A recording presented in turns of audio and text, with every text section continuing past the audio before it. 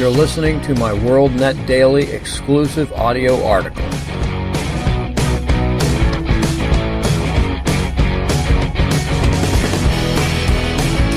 Today's WorldNet exclusive audio article is entitled, No Vaccination, No Mask, North Brother Island is for You.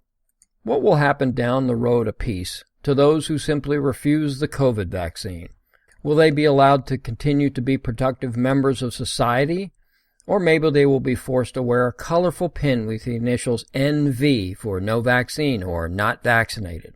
You know, akin to the yellow Star of David patch the German Jews were forced to wear. Will the authorities allow this to occur, the NVs commingling with the vaccinated faithful? What of those who simply don't buy into the mask mandates? Will these heretical non-conformist science deniers be permitted to coexist with the vast majority of masked-up, true American patriots? Well, I say no. If Dr. St. Fauci says we need to be vaccinated, then by God, that's what we'll do. If he insists on us wearing multiple masks, even after we've been vaccinated, well, that's good enough for me. How dare anyone question the exalted expert of experts?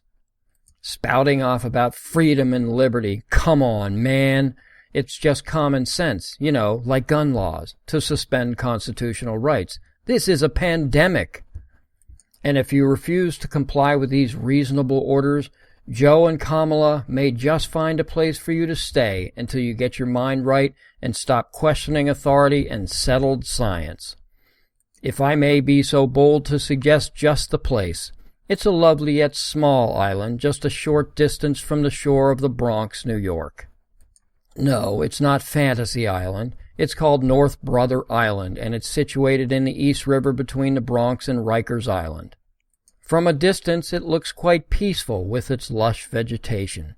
Well, it is now, but looks can be deceiving. At the end of the 19th century and into the 20th, New York welcomed a great many immigrants. But the welcome wasn't always pleasant. Many of these immigrants were forced to live in very cramped and unsanitary conditions that allowed for sickness and disease. I wonder if they were kept in cages. Diseases would inevitably spread, and once the health authorities identified a person as having a communicable disease, like COVID, they were seized and shipped off to North Brother Island, where it was first employed as a quarantine center in 1885. Getting the idea? Conditions were not good on the island. The mortality rate among patients was high and the recovery rate low. But it will serve you right if you refuse to comply, carelessly spreading your COVID to all the masked and vaccinated people. Once people were grabbed, their families often never heard from them again. Its first unfortunate guests were patients with communicable disease such as smallpox, tuberculosis, scarlet fever, and diphtheria. There were 6 people suffering from leprosy confined in wooden huts. Yeah, but nothing as bad as coronavirus. Am I right? Living conditions were poor at best, and when bad weather stopped ferries from running, there were food shortages. In winter, there was frequently little heat.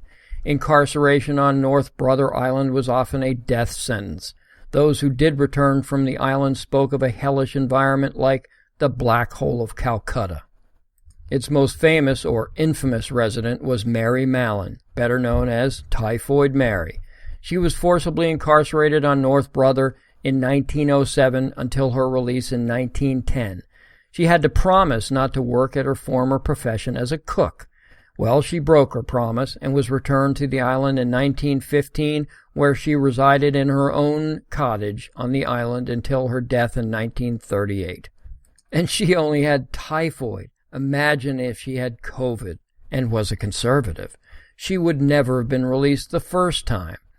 Is this the fate of you who still think your precious constitutional rights trump safety and security at any cost? It will be a fitting end for all you non-conformists, and I'll see you there. Thank you for listening.